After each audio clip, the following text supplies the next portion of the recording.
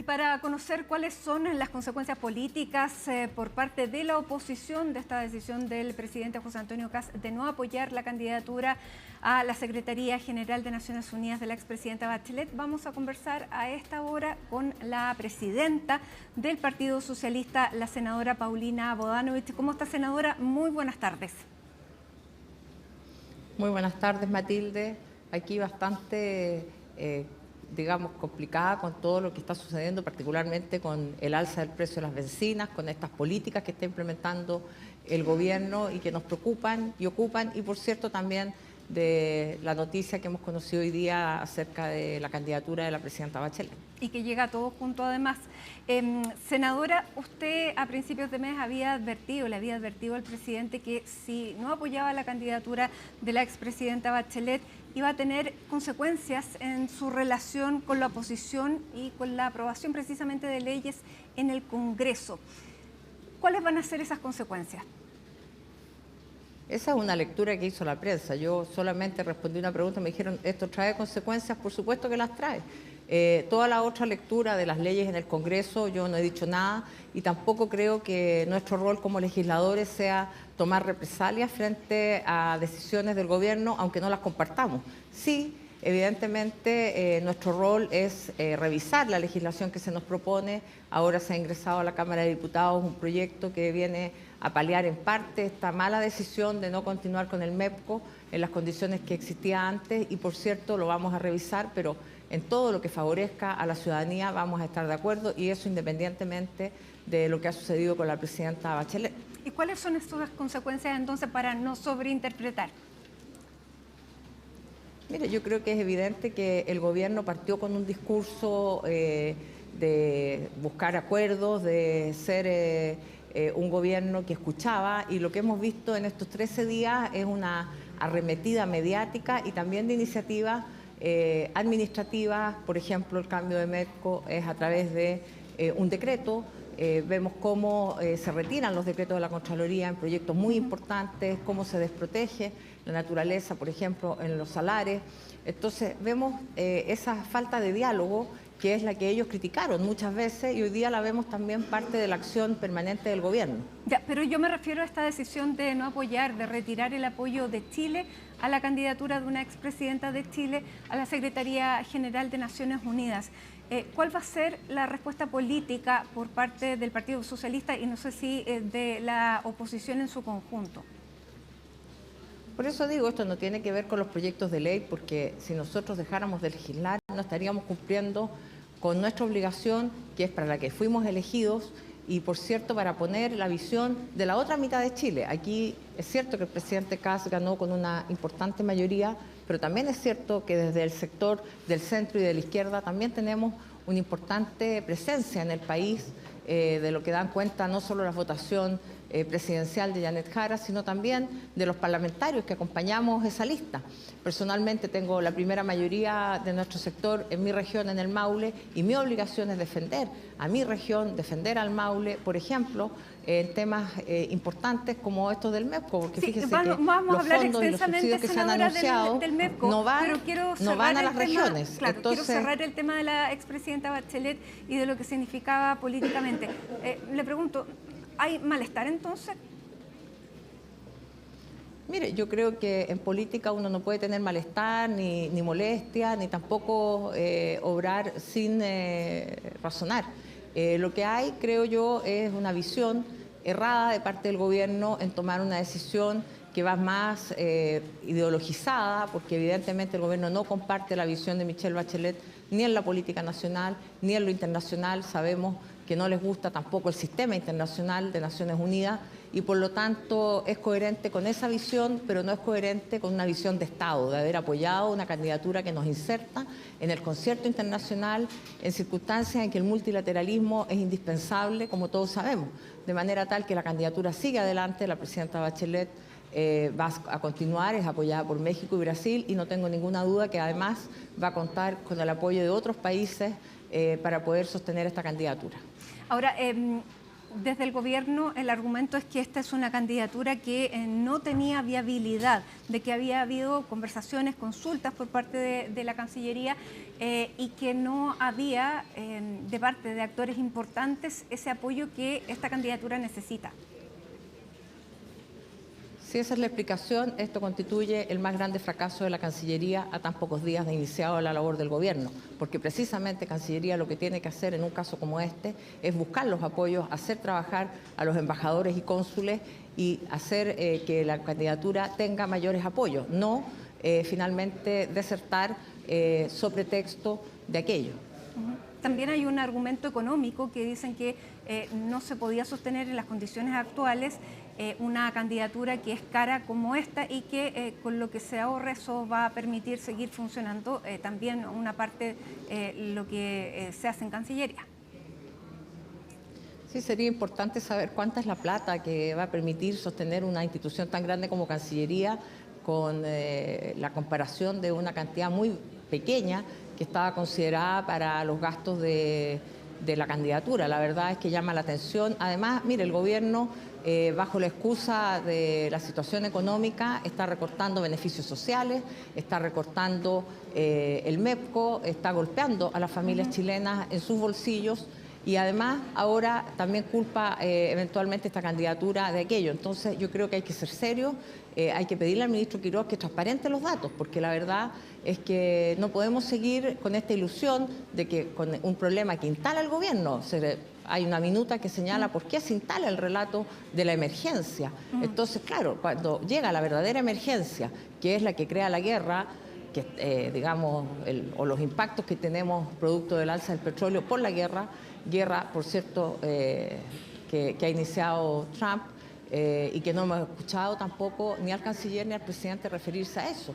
Aquí también hay que ser enfáticos en que no debiéramos estar tampoco en una posición de apoyar ni siquiera por omisión una guerra, sino más bien estar por la paz, como lo ha señalado, por ejemplo, Pedro Sánchez en Europa.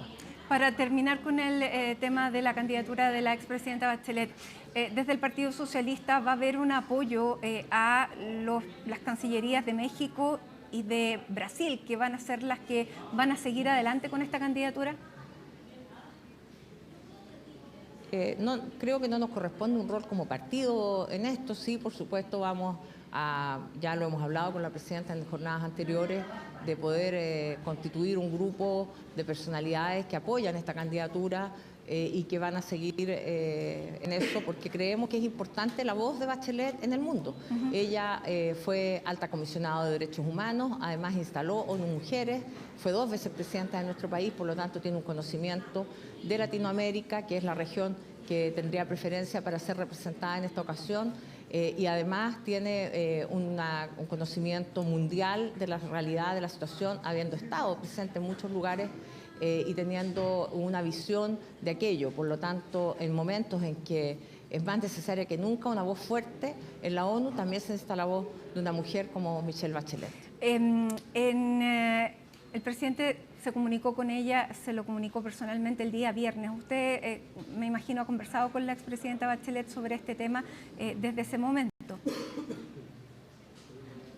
Pero nunca comento las conversaciones que sostengo con la presidenta. Retomando y para cerrar solamente este tema, ¿cuáles eran las consecuencias que iba a tener? ¿Qué es lo que quiso decir usted? Que si el gobierno o José Antonio Kast no apoyaba esta candidatura iba a haber consecuencias, porque ahora parece que esas consecuencias se diluyen. Mire, las consecuencias no es una amenaza, simplemente cuando se inicia un gobierno que dice que va a dialogar, que va a escuchar, que va a proponer soluciones para el país, escuchando al resto, y hace todo lo contrario, se van quebrando las confianzas. Entonces, creo que eso también tiene que ver con esta situación de finalmente no apoyar una candidatura, que lo que vemos tras eso es una motivación ideológica, política, y no una motivación por el bien del país. El presidente Boric apoyó la candidatura de Andrés Alemán a la CEGIB, a la Secretaría General Iberoamericana, siendo Andrés Alemán de derecha. ¿Por qué? Porque era algo importante para nuestro país y habríamos esperado lo mismo del presidente Kast, que también apoyara a Michelle Bachelet por la importancia que reviste la ONU por las complejidades y la modernización que requiere ese organismo y por la presencia de una mujer con la trayectoria de Michelle Bachelet ahí. Ya, pero usted dijo que claramente veía que el gobierno tenía otras prioridades. Vamos a lo que ocurrió el día de ayer con este anuncio que hace el ministro de Hacienda respecto a los combustibles. ¿Cómo evalúa este conjunto de medidas con este anuncio que se hace sobre el MECO y las parafinas?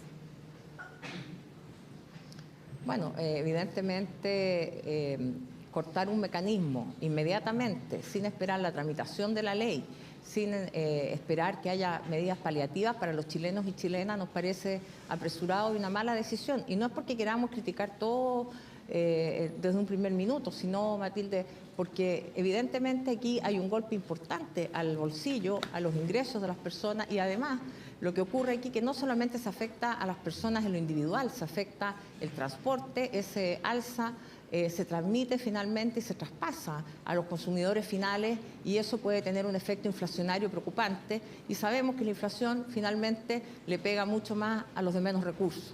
Por lo tanto, creemos que es una mala medida por eso, no porque la haga el gobierno, sino porque no fue meditada, no fue gradual, pudo haberse esperado, porque efectivamente hay un gasto asociado a eso. El gobierno del presidente Boric lo hizo, frente a la guerra de Ucrania invirtió 2.500 millones de dólares para poder paliar esto y no transferirle el mayor costo a los usuarios. Y habríamos esperado que hubiera un análisis más serio frente a una guerra que recién comienza, y hubiéramos podido tomar medidas paliativas conjuntamente con el gobierno. También esperaría yo que desde el Ministerio de Energía haya alguna política y algún planteamiento sobre esto, porque evidentemente tiene que haber algún tipo de subsidios o ayudas para quienes han cambiado la calefacción, quienes tienen otros tipos de calefacción ahora que viene el invierno. La electricidad también va a sufrir un alza producto de esto, por lo tanto hay que hacer una mirada integral y global de parte de todos, y ojalá podamos tener mayores apoyos para las familias y también para los pequeños y medianos transportistas.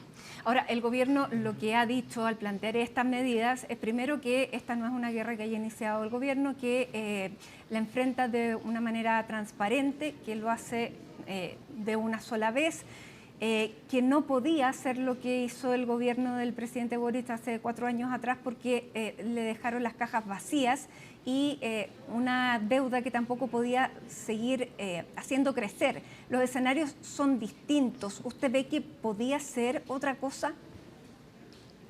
Yo leí la minuta del gobierno y la verdad es que es tan básica, porque decir que la caja está vacía, bueno, ese es el desafío de ser gobierno, es solucionar los problemas y no echarle la culpa al anterior. Y por otra parte, que la guerra no la iniciamos, evidentemente es así y nadie diría lo contrario. Entonces, esta no es una minuta de sin filtro, la verdad es lo que ha dicho la vocera hoy día en un punto, y a mí me parece casi un atentado a la inteligencia de los chilenos y chilenas.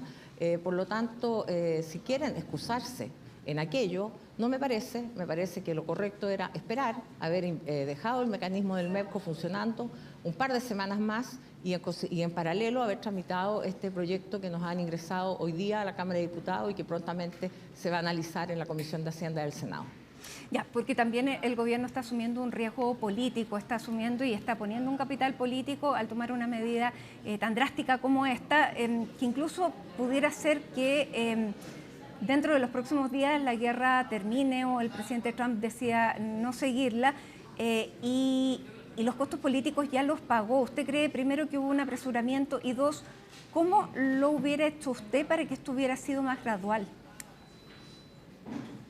Bueno, eso es lo que señalo. Me parece que tomar una medida tan drástica a pocos días, es decir, el día que se anuncia el alza del barril de petróleo, ya el gobierno revierte un mecanismo estabilizador para la economía y que lleva muchos años funcionando en nuestro país. Bueno, los barriles venían subiendo ya hace un par de semanas, eso es verdad.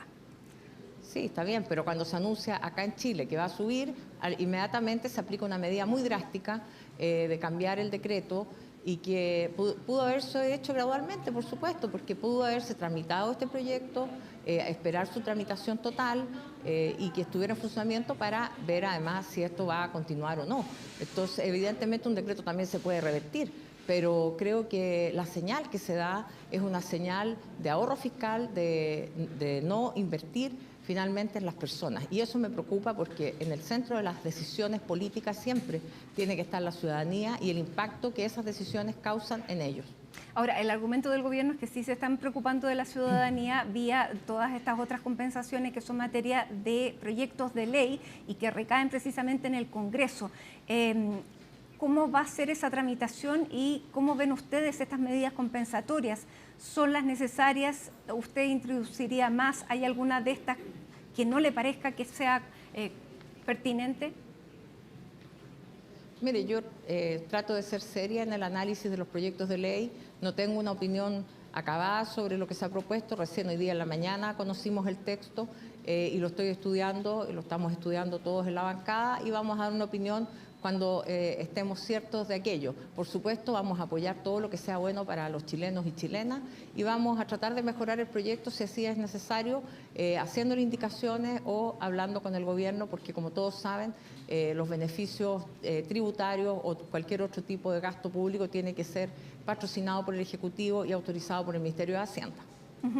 Por lo tanto, primero, no hay un ánimo de bloquear estas medidas que van como compensación para los sectores menos favorecidos. Por supuesto que no, Matilde, porque nosotros no le podemos hacer daño a la gente. Esto no se trata de tomar represalias en contra de la ciudadanía es la que está afectada. Vemos cómo hay un golpe importante a la economía familiar, a la economía de los pequeños empresarios, a la economía de los transportistas y en consecuencia cualquier medida paliativa me parece que es necesaria y no sé los términos precisos en que viene redactado el proyecto todavía, pero por supuesto vamos a estar a favor de lo que sea bueno para la gente. ¿Hay sectores que quedaron excluidos? Por eso digo, vamos a hacer un estudio, vamos a hacer propuestas, vamos a hacer un diálogo con el ministro de Hacienda, que es finalmente el que tiene que entregar los recursos para mejorar el proyecto, pero siempre vamos a estar del lado de la ciudadanía, defendiendo sus intereses, defendiendo la economía familiar y la economía de los pequeños emprendedores. Ahora, esta es una medida que tampoco es popular para el gobierno, hay un costo político y hay también una ficha política que el gobierno está usando, un crédito político que está usando en esto y probablemente lo quería usar en otros proyectos de ley como lo que es las modificaciones a el impuesto de primera categoría, al tema de el regreso de los capitales, de los proyectos de ley sobre donaciones. ¿Eso queda postergado luego de esta necesidad fiscal líquida que se necesita ahora?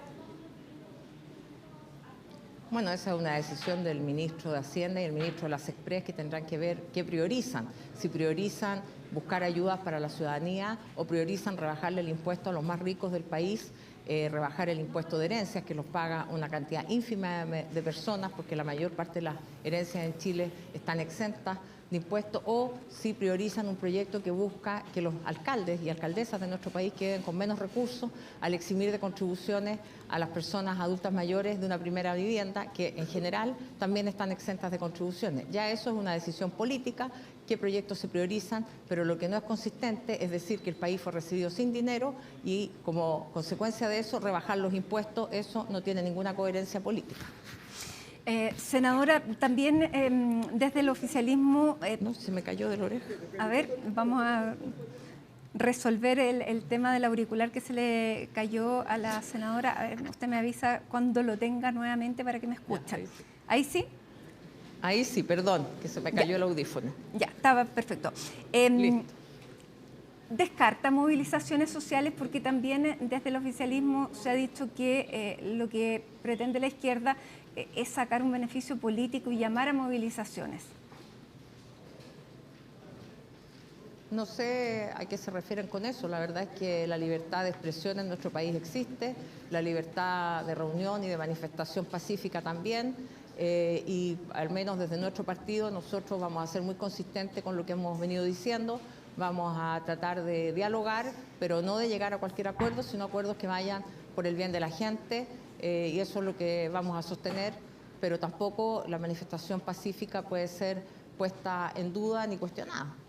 Ahora, que se lo pregunto porque el senador ya Iván Moreira, que es vicepresidente del Senado, ha dicho que la izquierda aprovecha esta condición para empezar a generar protestas, caos. Dice, estaban esperando cualquier cosa y generar un ambiente mucho más polarizado del que hay. Incluso dice, están llamando cacerolazos, otras instancias, alentando el caos. Particularmente habla del Partido Comunista, pero la izquierda en general.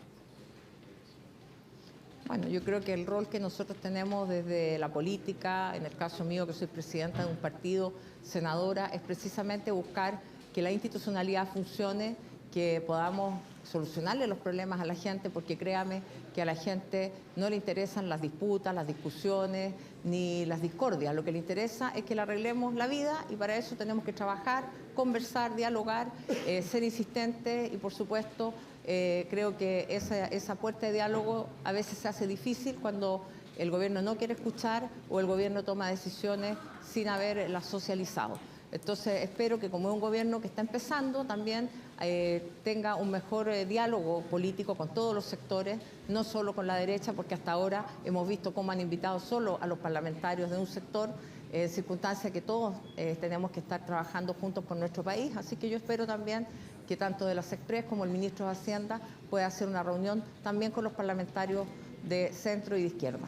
Ahora hay situaciones que de todas maneras pudieran producirse. Por ejemplo, desde los transportistas se ha planteado que más allá de que ellos pretendan paralizar, no van a tener dinero para llenar los estanques de combustible.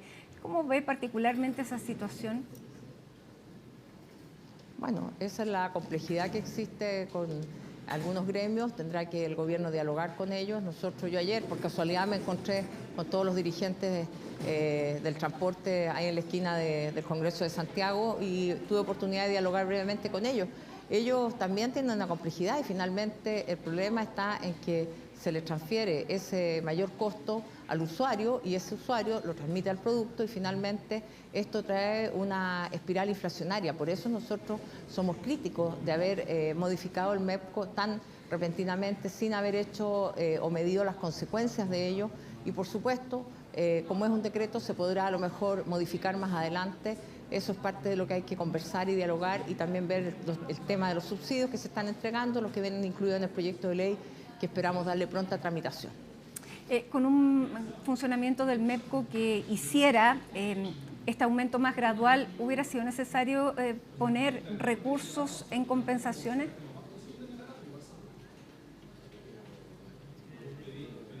Bueno, evidentemente que aquí es un tema de recursos y que tiene que haber compensaciones para las personas. Esos son los subsidios que se están tramitando y vamos a revisar bien qué es lo que propone el gobierno, cómo se puede mejorar. Aquí no hay un ánimo de disputar ni de discutir porque sí, sino simplemente poder mejorar las condiciones de la ciudadanía frente a una decisión que nos parece precipitada, poco razonada y que impacta a los bolsillos de los chilenos y chilenas. Sé que se tiene que ir a votar, pero rápidamente, senadora, ¿cómo va a ser la coordinación que va a tener que tener la oposición frente a todo este escenario que se está configurando?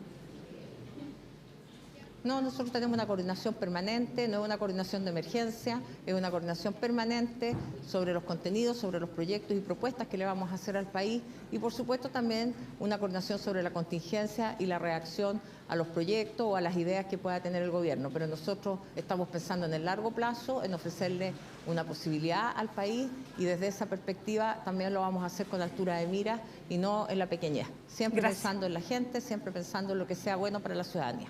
La liberamos, senadora. Muchísimas gracias, senadora Paulina Boano, vicepresidenta del Partido Socialista. Muy buenas tardes. Y a esta hora hacemos un alto en Hoy es Noticia y ya estamos de regreso para revisar otros temas de la jornada.